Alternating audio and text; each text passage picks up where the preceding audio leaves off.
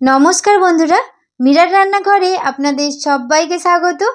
আজ একটা পাকা কলা আর একটা ডিম দিয়ে বানিয়ে নেব এত সুন্দর চকলেটি কেক। খেতেও দারুণ নরম তুলতুলে হয়, বাচ্চাদের তো পছন্দ হবেই, আর তার থেকে বড়রাও খুব পছন্দ করবে। একদম বানানো সহজ। চলুন তাহলে পুরো রেসিপিটি দেখার জন্য অনুরোধ রইল। রেসিপিটি বানানোর জন্য এখানে একটা মিক্সিং জার নিয়েছি, আর বললাম যে একটা কলা নিয়েছি আর একটা ডিম। কলাটা প্রথমে এইভাবে টুকরো করে মিক্সিং জারে নিয়ে নিলাম। এর মধ্যে দিয়ে দেবো 3 থেকে 4 চামচ চিনি। চিনিটা আপনারা বাড়িয়ে কমিয়ে নিতে পারেন। রিফাইন অয়েল দিলাম 3 চামচ। দিয়ে দেবো সেই ডিমটা ফাটিয়ে ওর মধ্যে দিয়ে দিচ্ছি। এবার এটাকে চাপা দিয়ে ভালো করে গ্রাইন্ড করে নিচ্ছি। এদিকে গ্যাসের মধ্যে একটা কড়াই বসিয়েছি, এর মধ্যে দিয়ে দিলাম একটা ভাতের হাঁড়ির ঢাকনাকে ওপর করে দিয়েছি, আপনারা স্ট্যান্ডও দিতে পারেন। এবার চাপা দিয়ে এটা গরম হতে দেবো। এদিকে পাত্রের মধ্যে আমি ব্যাটারটা নিয়ে নিলাম।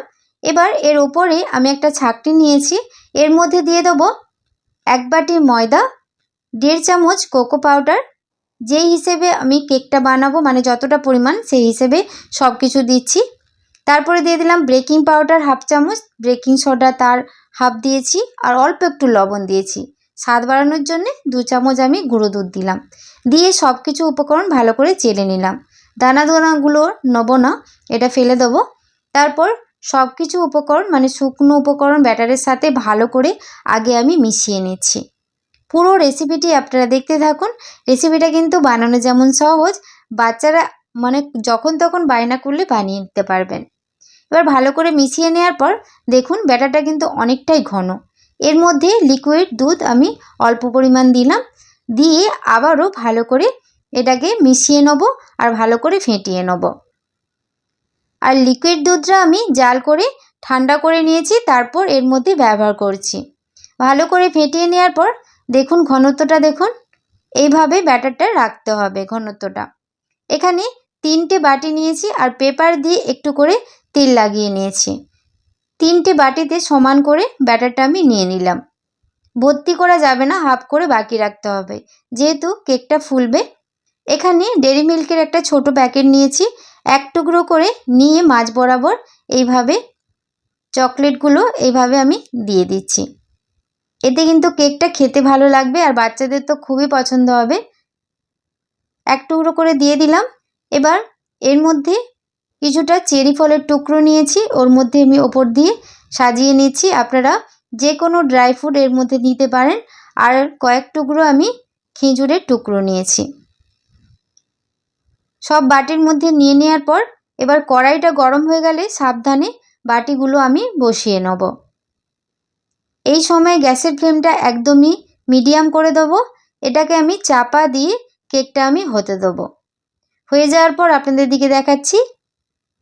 30 মিনিট পর চাপা খুলে দিয়েছি। দেখুন মাঝখানে আমি একটু 20 মিনিট হয়ে যাওয়ার পর চেক করে নিয়েছিলাম। 30 মিনিট পর কেকটা কিন্তু সুন্দরভাবে হয়ে গেছে। দেখুন কাঠি দিয়ে একটু চেক করে নিচ্ছি, পরিষ্কার কাঠিটা উঠে আসছে। একটু ঠান্ডা হয়ে যাওয়ার পর দেখুন কত সুন্দর হয়েছে। সহজেই কিন্তু কেকটা উঠে আসবে, কোনো রকম ছুরি বা চামচে লাগানোর দরকার নেই।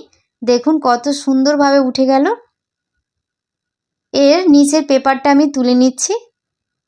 একদমই কিন্তু পুড়ে যায়নি বা লেগে যায়নি, কত সুন্দর হয়েছে দেখুন, নরম তুলতুলে হয়। আপনারা বাড়িতে বানাবেন।